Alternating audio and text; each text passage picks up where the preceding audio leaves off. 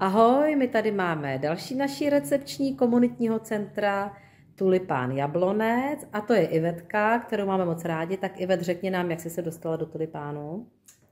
No, dostala jsem se z pracovního úřadu přes Job First, kde mi bylo nabídnuto pak místo, jestli nechci si zkusit tady na recepci. A jak ty si to přijala? No moc se mi nechtělo, protože se bojím nových věcí, ale jako teď jsem ráda, že jsem tady, protože mě to baví. A proč tě to baví ta práce na zásilkovně a tak? Baví mě práce s číslama, protože mám ekonomku a bývala jsem účetní, takže mě to tak jako trošku naplňuje. A kdybys tu práci v Tulipánu neměla, tak co by si byla? Teď kde by si byla? Tak teď bych zřejmě byla doma, nebo bych musela hledat nové místo. Takže jsi spokojená tady s náma v Tulipánu? Samozřejmě.